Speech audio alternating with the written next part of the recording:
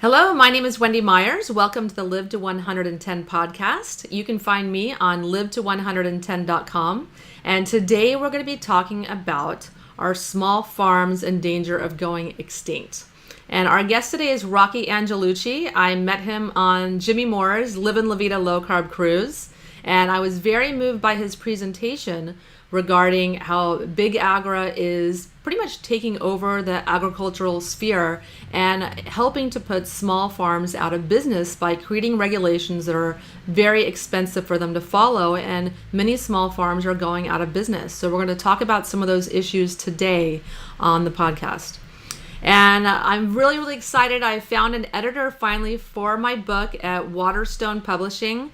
This is a huge milestone, and so hopefully if all the edits go right and the book looks good for them, like that they can use it, I will be getting an agent. So I'm really, really excited about that. I was going to just go the self-publishing route on Amazon, but things have taken a good turn, and so I'm hoping very soon. Hopefully it'll be now in 2015, because the publishers take a while to get their books ready for press, etc. So it's going to be very likely a delay in publishing, but I'm very much looking forward to going that traditional publishing route if they will have me. And so today, everyone, our guest is Rocky Angelucci. He's an everyday 40-something person who became frustrated, much like yourself, at today's health and nutrition advice. It's just all over the place. So it's very difficult to make sense of what is good advice and what is bad advice. And after several years of research, and self-testing, he has written a book that we're going to discuss today called Don't Die Early, that he released in 2012. And he's not a doctor or a healthcare professional. He has a background in chemistry and mathematics, and he is currently a technical writer. He's got, has worked in the fields of medical device development, nanotechnology, and software development. And what he has really been determined to do is separate good advice from the bad. And in the past couple of years, he's had some really incredible improvements in his lipid health, his cardiovascular fitness, body mass, blood glucose, and inflammation indicators, which I'm sure many of you would enjoy. And he has described his whole journey and how to do this in his book, Don't Die Early. And much of what he's done has ignored conventional medical advice in favor of more forward-thinking clinicians and researchers that are practicing today. And many of those we met on the Low Carb Cruise. Dr. Eric Westman and Dr. Adam Nally and Jeffrey Gerber. They were talking all about how to improve your health parameters with a low-carb diet. And so much, Rocky. Thank you so much for coming on the show, Rocky. Thank you. It's wonderful to be here. So why don't you tell the listeners a little bit about yourself and why you've become so passionate about the rights of small farmers? Like you mentioned, I'm just an everyday guy. I became interested in a healthier lifestyle a few years ago when I started writing Don't Die Early. And I started investigating the root causes of the diseases that plague us today. And it became very obvious that probably the biggest factor in our health is the food we choose to eat. And from there, it awakened in me a desire and a love for healthy, high-quality foods that have been lacking in most people's diet today. And from there, it was a very short leap to recognize that the people who produce those foods, the small independent farmers, are very much under attack today, economically, legislatively, and often violently under attack. And as you mentioned, they are on a fast path to becoming extinct. Yeah, and it really blew me away when, like yourself, I started reading about healthy food and organic food, and then you happen upon articles about how a raw dairy farm was raided and or shut down, and you can't help but feel for these small farmers that, they probably don't have a huge margin, they don't have a huge bank account, and they're making a living. And yet the government comes in and shuts them down or takes all of their inventory. Why don't you tell us some of the issues surrounding small farmers today, like some of the startling statistics in America's food production? I was stunned to learn that 90% of these small dairies have gone out of business since the 1970s in favor of the large, massive dairies, and that 85% of the food we eat today is produced by a mere 12% of the farms in existence. These are clear indications that the small farmer is being replaced by the growing large agribusiness. Yeah. Yeah. And so what about like on farmaid.org? You already said that. You said that 12% of the farms in the US produce 85% of our nation's food. That's unbelievable. And we see that in the genetically modified food. I'm sure there's a large percentage of that is GMO food that we find in so many restaurants and on so many plates today that are making people sick. So what are some of the issues facing small farmers today that are forcing many of them to go out of business? I think a couple of the biggest things are probably the food safety efforts that the federal government is making that are so substantially skewed in favor of the large agribusiness and are so damaging to the small farmer. Now, the reason for this is not a mystery to me. If you look at the rosters of these organizations, of the FDA and the USDA and the policymakers, you'll see that they are a who's who of key people from large industry who are rotating in the revolving door between government service and large industry. So naturally, when a set of rules and regulations are drafted to promote food safety, they're going to be skewed in favor of those with the greatest benefit, the large agribusiness. I was shocked when I was watching your presentation that Hillary Clinton actually was an attorney for Monsanto, and now she's, big in government. I mean, was the first lady for many, many years. And it was very shocking to me. It kind of took her down a few notches. In my book, I really, really liked her. But it's sad that so many people are working for Monsanto and some of these large agribusinesses. Monsanto produces GMO seeds, genetically modified, genetically engineered seeds. And then these people that work for that agency go into government and that are making the legislation. And this is all planned. It's a big conspiracy. Can you talk a little bit more about that and maybe the FDA position on individual freedoms? The FDA is rather startling in their opinion of our individual liberties when it comes to food. In their legal responses to various challenges, they've made it clear that they believe we have absolutely no right to personal freedom of food choice. We have no right to unfettered access of foods of all kinds. In fact, they say historically, as citizens of the country, we have never had the right to eat whatever foods we wish. It's always been up to the government to decide what foods are safe.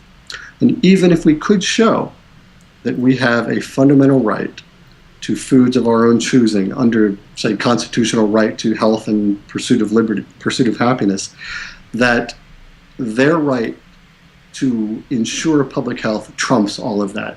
We very simply are only allowed to eat what they choose.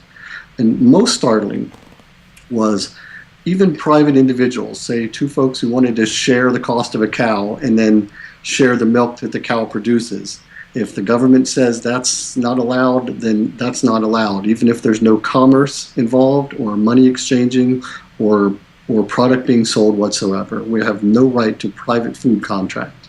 Well, tell us that story you talked about in your presentation where there was a farm in Vermont and the family purchased a bunch of sheep from Europe, or it was sheep, correct? And that they wanted to, have a sheep farm and grow sheep's milk and, or produce sheep's milk and things like that. What happened to them? This is documented in Kristen Candy's wonderful documentary Farmageddon. But the family, the wife was a mad cow researcher and the husband was a PhD animal scientist. They decided to import some sheep from New Zealand and start a sheep dairy.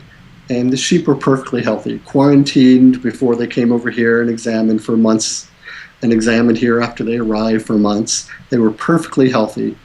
But in order to appear competent and active in the public eyes, the USDA decided that they needed to take a stance against mad cow disease, which was a headline news item at the time. Mm. So to appear active to protect us from mad cow disease, the USDA decided that these sheep were a risk, even though sheep had never been infected with mad cow disease in the history of the planet Earth, and even though these sheep had been proven to be completely healthy with numerous tests. They simply decided, we're going to come to your farm, confiscate these sheep and destroy them. Mm. And the family, of course, responded with a legal challenge and called in testimony of experts and tried to convince the USDA that they were wrong in their actions. And without even waiting for the legal machinery to complete its investigation of the matter, the USDA showed up at 4 a.m. with armed federal agents, seized the sheep, removed them, and destroyed them without any cause whatsoever. God. It's just heartbreaking because these families work so hard, and these are very expensive animals, and they're just immediately put out of business. And this is happening all the time. And it's not just happening in the United States. I just read about a case of a woman in Canada earlier this year, the exact same thing, without any evidence whatsoever that her animals were diseased in any way. And despite evidence to the contrary, that they were perfectly healthy, they were seized and destroyed. And she's even facing criminal penalties for trying to sequester these healthy animals so they wouldn't be seized while she was challenging the process in the legal system. Yeah, and so why is this happening? I mean, obviously, there's BigAgra. They pay to get certain laws passed. They lobby to get laws passed, and they do other, I guess, if you will, corrupt things to put small farmers out of business. Can you talk a little bit about that? I think it's a number of factors. As we've talked about, the revolving door between industry and the policymakers obviously gives them a very skewed perception as well as financial interest. But I think also politically, these organizations feel like if we're not acting in some way, we're not showing the public that we're in charge and that we're the experts, and they have to constantly be doing something. There's such a fear of appearing incompetent that they'll act rashly. And I think there's an author, David Freeman, who wrote a book called Wrong, Why the Experts Often Fail Us. And a companion book to that I think is a wonderful book is called Mistakes Were Made But Not by Me. And these two books examine really well how we might be really wonderful individuals, but as we form collections and agencies and policy-making groups, we get dumber and more evil, if you will, because politics and ego and fear take over, and as organizations, we do things that we as individuals would find horrific. Yeah. And what I think another thing that's horrific is the Food Safety Modernization Act. I think it's going to do nothing to ensure food safety. Can you talk a little bit about these laws that are being enacted right now? Absolutely. The Food Safety Modernization Act came out of a number of foodborne illnesses that occurred in the 2000s that had alarmed a lot of people. So the FDA decided they needed to step in and make our foods safer. Well, with predictable results, the details of the act are again skewed in favor of the large business and crushingly burdensome to the small farmer. In fact, the USDA, in analyzing the FDA's Food Safety Modernization Act, said they don't believe it's going to make any difference in our health whatsoever, despite the burden it places on these small farmers. And examples are small farmers who use organic practices are being forced to treat their compost as harmful materials because it has bacteria in it. So they're being told that organic compost has to sit idle and unused for up to 9 months before they're allowed to use it, so that all the bacteria in this compost dies. Composting has been used for centuries, for thousands of centuries, without any unsafe results. Nature is bacteria. Harmful bacteria is usually driven out by beneficial bacteria in our bodies and in the soil. It's a natural part of fermentation and composting, and to demand that only approved pesticides and fertilizers be used at the expense of organic farming is just outrageous. Yeah, because we're always hearing in the news about salmonella in spinach and eggs and other outbreaks. I mean, we know that most of these outbreaks are not happening on smaller farms, yet they must comply with the difficult regulations that have little chance of even preventing them on factory farms. So how are these outbreaks being handled in a way that hurts small farmers? The small farmer is most affected by legislation that feels good but does nothing. Um, Small egg farmers are being told that a big risk to hens is that they actually interact with nature, and that's bad. So pastured hens who might interact with other birds need to be entirely covered. Entirely. An entire pasture needs to be covered so that they can be safe, like the tens of thousands of hens in the large factory producers have nice safe hens in these warehouses where the hens are crammed together, thousands of them in a square meter, and running around in their feces, drowning. So this skewed perspective that defines factory hens wallowing in their own feces as healthy, and free pasture-raised hens that truly roam and eat bugs and enjoy the outside is a risk. That kind of skewed perspective permeates the Food Safety Modernization Act. Yeah, and so what exactly is happening with the free-range hens by pressuring to eliminate the free-range hens by claiming that outdoor hens must be entirely covered? How is that costing the small farmers money? Well, how many small farmers with razor-thin margins can afford to cover a pasture, entirely cover a pasture so hens can roam freely? Moreover, from what I understand, not being a farmer myself, it makes a lot of sense to constantly rotate where the hens are feeding so that they don't overburden the soil and so their feces don't build up. And the hens might be in one part of the pasture for a few days or a week and then move to another part of the pasture for a few days a week so that the soil can constantly be renewed and the grasses they trample can come back, and it keeps the soil and the environment healthy as well as the hens healthy.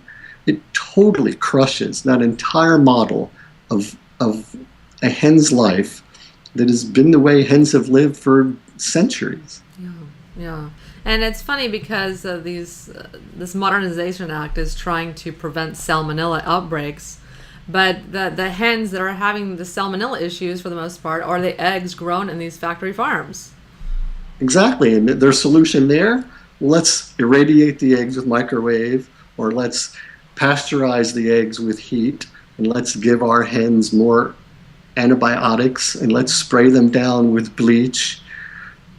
Yeah, and I love how they feed them arsenic also to make them grow faster.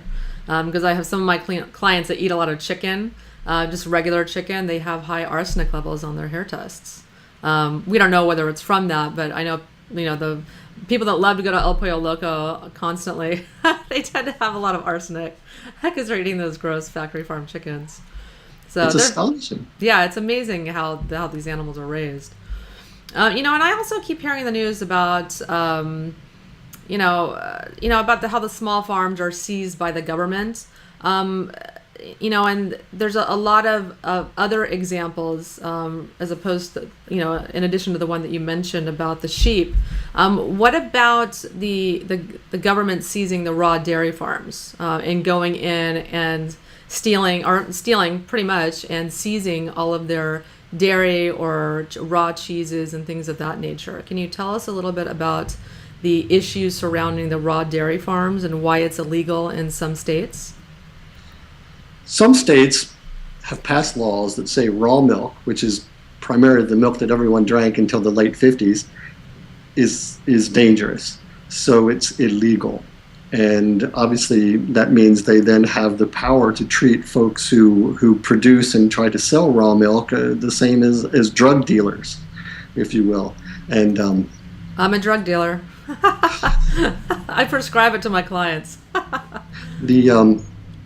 And what amazes me is, if you examine the statistics, they're just simply not there that raw milk is a health risk. But I can buy raw beef, I can buy raw chicken, I can eat raw beef, I can eat raw eggs, and no one blinks. I don't know why this has become such a highly contentious issue with such a often violent response. And again, I think that's back to the sociology of these organizations. They feel like they need to exhibit power and control because it helps them look competent in the eyes of the public. They're keeping us safe. So what can we do as individuals to stop the government takeover of our food supply and get involved? I think the first thing we should do is recognize the value and the benefits of these high quality foods that they're producing. And then once we do that, we should stop buying foods that we don't agree with. That would put more financial strength in the hands of these farmers. We'll start buying from them directly as much as possible.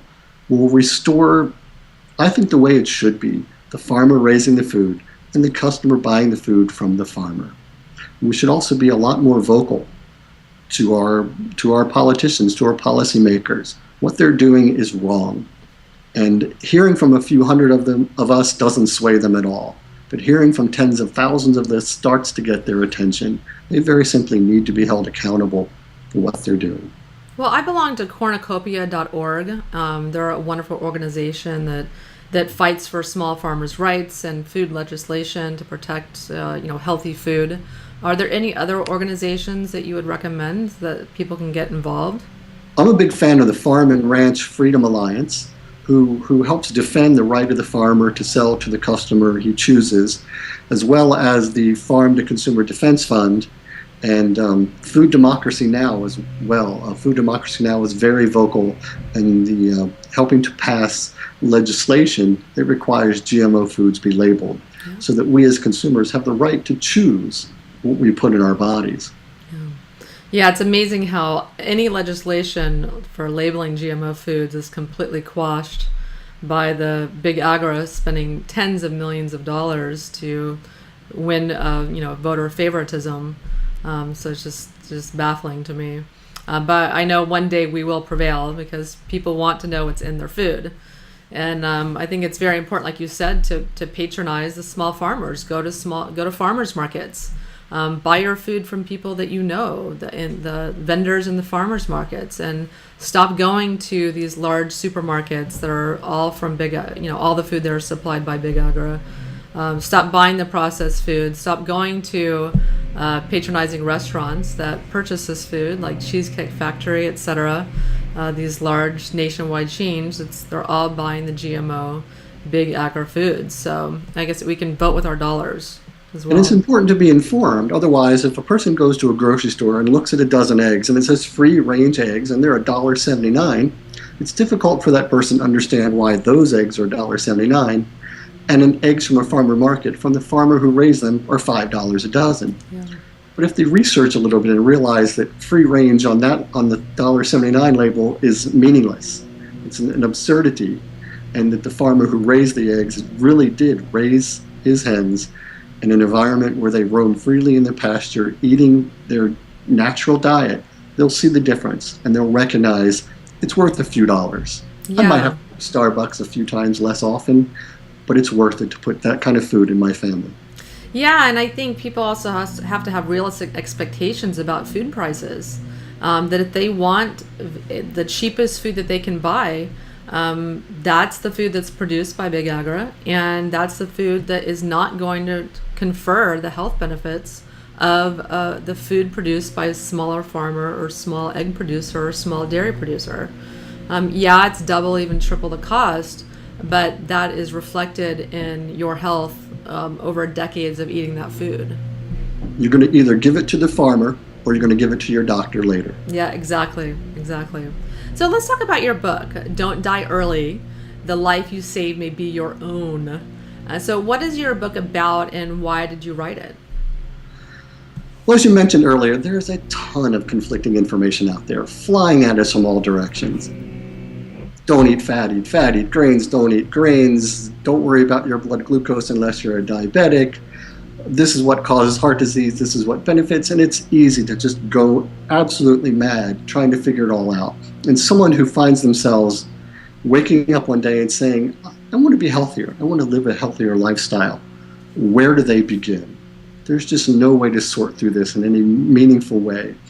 So I spent a couple of years of my life doing exactly that, analyzing, interviewing, researching medical journals that your doctor's probably too busy to read, reading hundreds and hundreds of studies, and putting together a book that bridges the gap between some vague, I'd like to be healthier, and exactly what does that mean.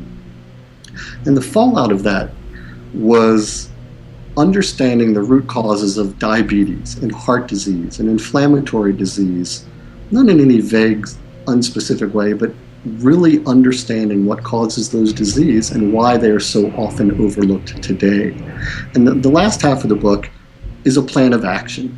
It talks about specific tests we can have our doctor run or we can run ourselves to assess our condition and create a path for us, uniquely tailored to our condition, towards better health. So you talk about assessing heart attack risk in your book. It's one of the chapters. And that a lot of the tests today are ineffective for actually assessing heart attack risk. So why do heart attacks occur why do heart attacks when we're seemingly free of risk according to the typical tests one receives with their doctor? Very simply because the tests that most doctors run today look at indirect indicators.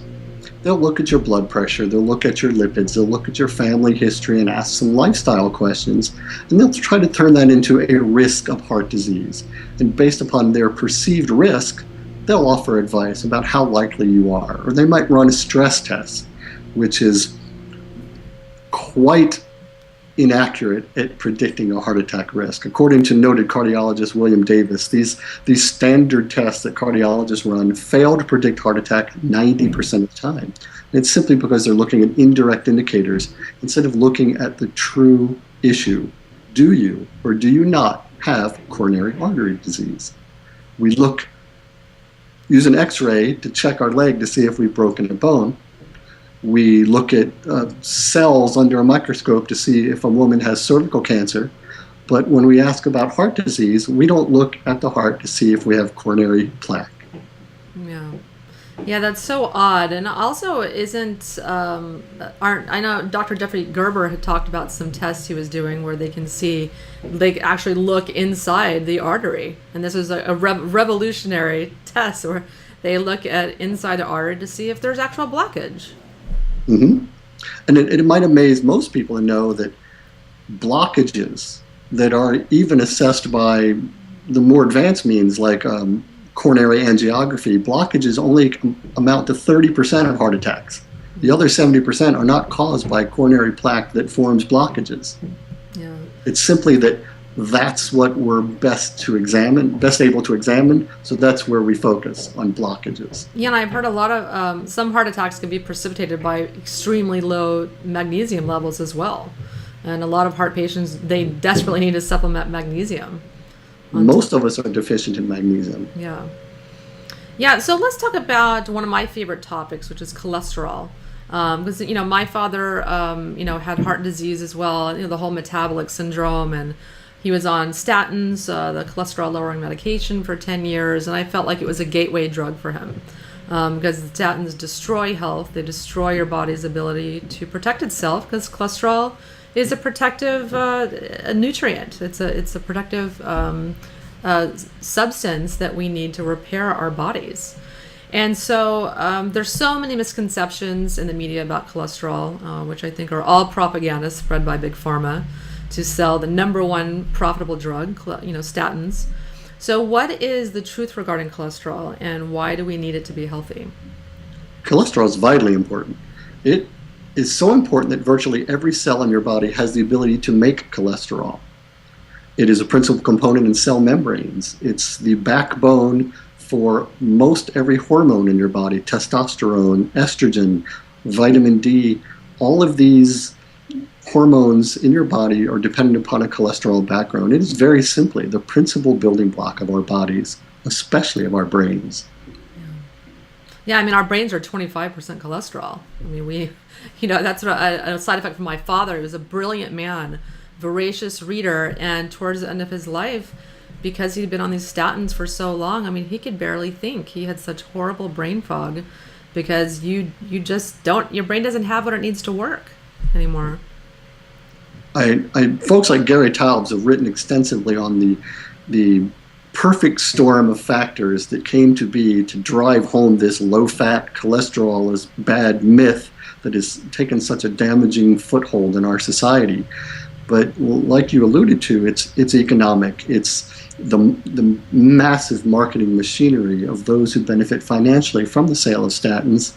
the fact that continuing education for physicians is overwhelmingly provided by pharmaceutical companies, it helps this anti-cholesterol, pro-statin message take hold and propagate for the last 30 or 40 years. Yeah, it's amazing to me. I have client after client after client that when I have a consultation with them, no matter what they have diabetes, doctor's written a statin, even if they don't have high cholesterol, it's just to prevent high cholesterol. If they're obese, they're given a statin medication. They're just kind of across the board. So many physicians are just writing these prescriptions. If there's any truth to the assertion that lipids play a role in heart disease, I believe it's that the characteristics of our lipid particles are far more important than the total amount. Yeah. And that is, LDL has been vilified across the board, but it is a hugely important component, except it has the potential to be extremely small, dense LDL particles that can lodge into arterial cracks and fissures caused by inflammation and elevated glucose levels. And these oxidized, small, dense LDL particles that lodge into cracks and fissures can become the basis for plaque formation. That is a testimony to me to the benefits of large, fluffy, healthy LDL, not that LDL itself is bad in any way. And there are even cardiologists that say heart disease is primarily a disease of glycation, elevated glucose levels, inflammation, and oxidation. And if you control those three, your lipids don't matter in the slightest. So it's obvious to me after years of research now that cholesterol has been so misrepresented to us that it's unsurprising that heart disease is so rampant as it is today. Yeah, and one of the ways to control cholesterol, to prevent the items you just mentioned, are to get rid of most grains, sugar, and oxidized oils, like the big industry of vegetable seed oils and things like that. Those things produce the problems that lead to the problems with the cholesterol. There are many people who say that inflammation is the root cause of virtually every disease we face. And I believe the single biggest factor to inflammation is the incredible levels of omega-6 in the average American diet, primarily because of industrialized oils that have been promoted as the healthier oils, like coconut oil and avocado oil, and even saturated fat from healthy animals has been demonized and vilified so extensively. Yeah. Yeah, now people are shocked when I say they can't have canola oil. They just have been sold for marketing ploys that's healthy, and it's actually the exact opposite. Crisco is crystallized cottonseed oil, and it became a food product after electricity and electric lights became prevalent, and the manufacturers of candles saw their market disappearing. Cottonseed oil was a primary component in candle manufacturing at the time, so they, in a marketing brainstorming session, said, let's just turn it into a food product, and then we'll still have a market for our cottonseed oil. There came Crisco. Yeah, it's amazing. It's like cooking your food in plastic, essentially. It's amazing to me. That's people they thrive on it. Like it's one of the best-selling products. It's in all processed foods, all fast foods. It's unbelievable. So let's talk about your chapter in the book on diabetes. I wasn't surprised when a friend of mine was diagnosed with diabetes. She had a terrible diet, not a healthy lifestyle. And so I really just don't understand why more people aren't checking their blood sugar levels, especially when they're at risk, because it's such a simple test to do. And you mentioned in your book that you think that everyone should be aware of their blood glucose levels. So can you explain why and what some of the misconceptions are about glucose levels? The reason everyone should be aware of their glucose level is very simple, because every single time that a person's blood glucose is elevated, they are suffering harm. Their body is being damaged. Some research says anything over 100 milligrams per deciliter, or 120 or 130. Some even say 95. The number might differ for individual to individual, but there's no debate that every time your blood sugar spikes, you are suffering harm. And in the most cruelest of ironies, one of the first part of your bodies to be damaged by elevated glucose level are the pancreatic beta cells, the cells that produce insulin in your body, which means it is very fast becoming a self-serving spiral where elevated glucose levels damage your pancreas's ability to produce insulin, which cause elevated glucose levels, which accelerates the death of your pancreatic beta cells. That is very simply the progression of type 2 diabetes. The misconceptions about glucose are abundant. First, most physicians don't realize and never counsel their patients against elevated glucose levels. And second, we only look at fasting. Even at an annual physical, they might look at a person's fasting glucose, and as long as it's below 100 or 110, they say, nah, don't worry about it, you're fine. Well, the body's going to do everything it can to keep your glucose at an optimal range, which means the fasting glucose is the very last thing to break. Decades after you're experiencing elevated glucose levels that are harming you in immeasurable ways, your fasting glucose will still be normal as your body strains to produce more and more and more insulin to keep that glucose level in its normal range. And by the time fasting glucose breaks, you're already a diabetic. That's just the standard test. That's the standard test all the doctors are using. They're not using any other tests, are they? For standardized tests. That, exactly. You go to your doctor's. Fasting glucose is fast and simple, so that's what they check. And even the ADA says that that's an equivalent indicator of diabetic health to it used to be the gold standard glucose tolerance test or anything else. But if we started looking at our postprandial, that is after we eat, glucose levels now, when we're in our teens or 20s, and realizing when our glucose spikes and eat to avoid that, we're avoiding the damaging effects of elevated glucose on our body decades before traditional testing shows us we have a problem. Yeah, and by then all the damage is done, and the disease spiral is just out of control. Exactly. Physicians rarely even check fasting insulin level.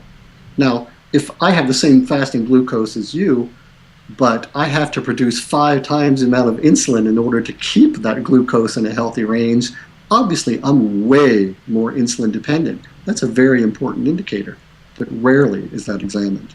Yeah. Yeah, and I think people kind of have a false sense of security. They get diabetes, they can just take the insulin pill or insulin shots. That's a very difficult hormone to regulate in the body. And it changes every second. The body is constantly monitoring and changing it. And, even my father, he was taking shots of insulin, after every meal. And it got to the point where he was taking 500 units of insulin a day. And even that wasn't controlling his diabetes. So what I want people to know is that you can't feel like if you get diabetes or diagnosed, it's not that simple as taking insulin. It's very difficult to control, even under the care of a medical doctor. And my father's doctor couldn't figure out why he couldn't keep it under control. But he was taking enough insulin to kill a horse. And when that happens, people are taking a lot of insulin. It's the hormone that tells you to store fat. And they get fatter and fatter and fatter and have even more trouble controlling their blood sugar levels. So exactly, like one of the lecturers said on the low-carb cruise, every fat cell in your body is an endocrine gland.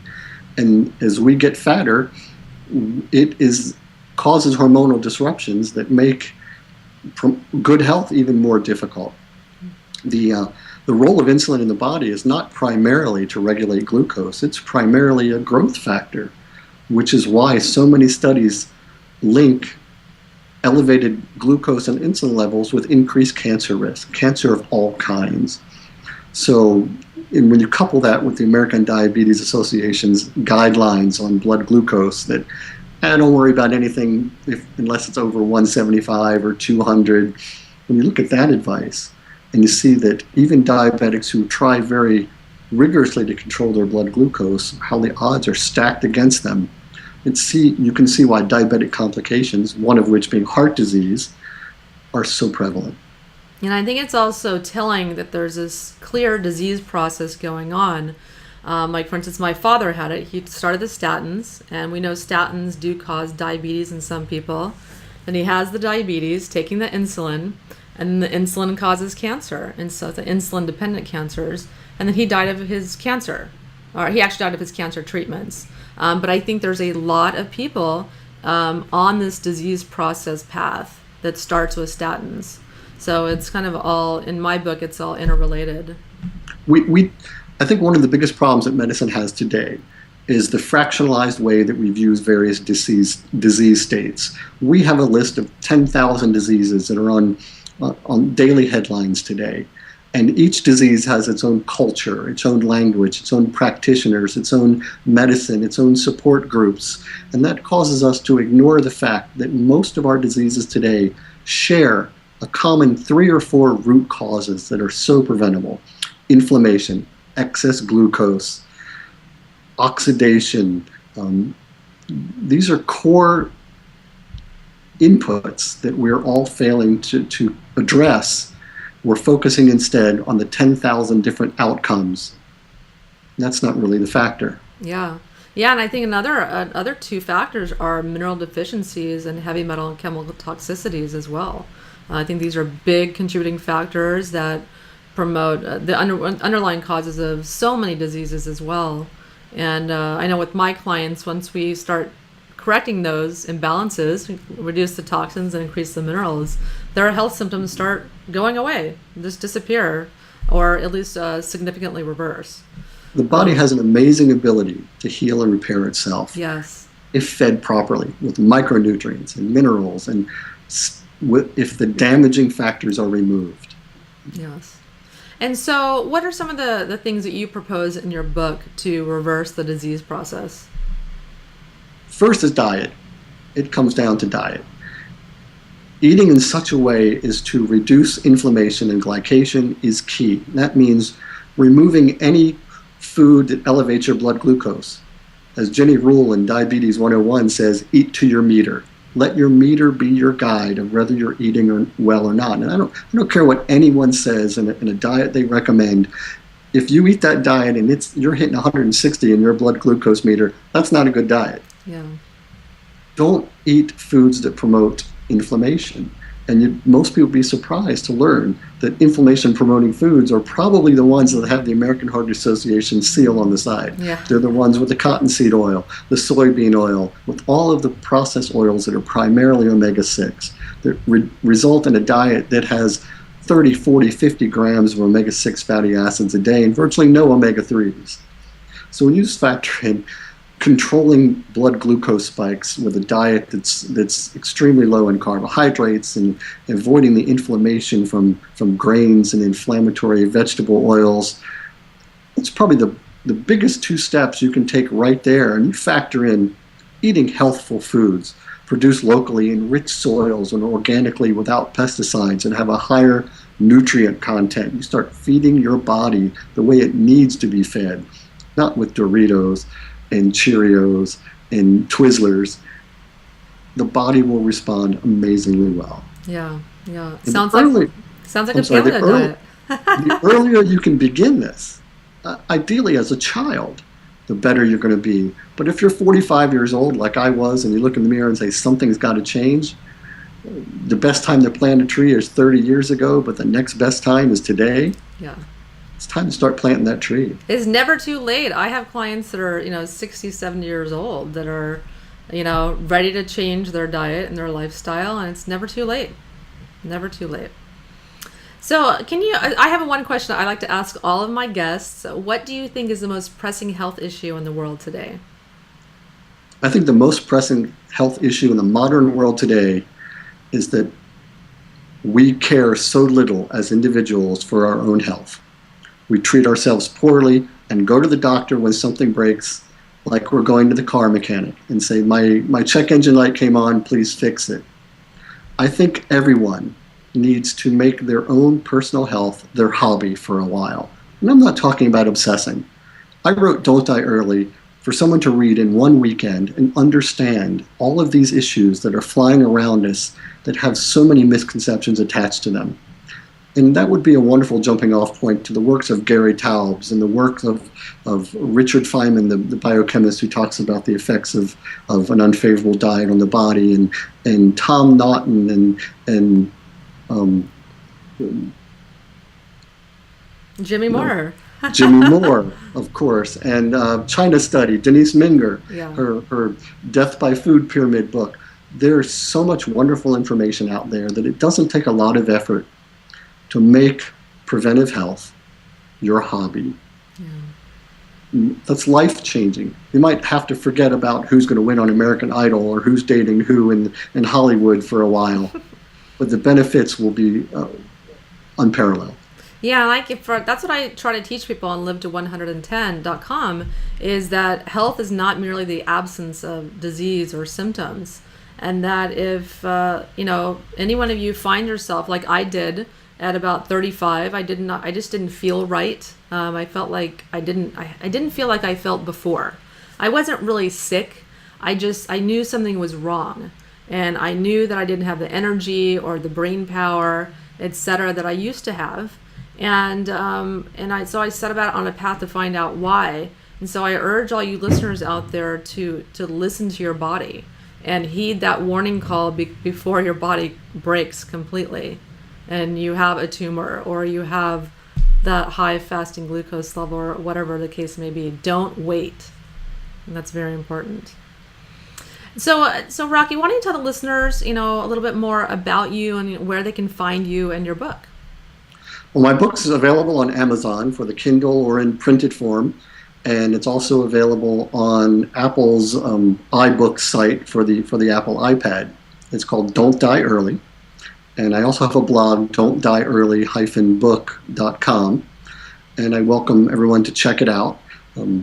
Like I said, I'm just an everyday guy. I woke up one day frustrated at the misinformation and the confusion, and I said, there's got to be a good answer out there, and I want to try and capture it. And I want to make it easier for anyone who's compelled to make that journey from where I am today to just being a little healthier. And it's never too early to start, and it's never too late to start either. Yes, yeah, I agree.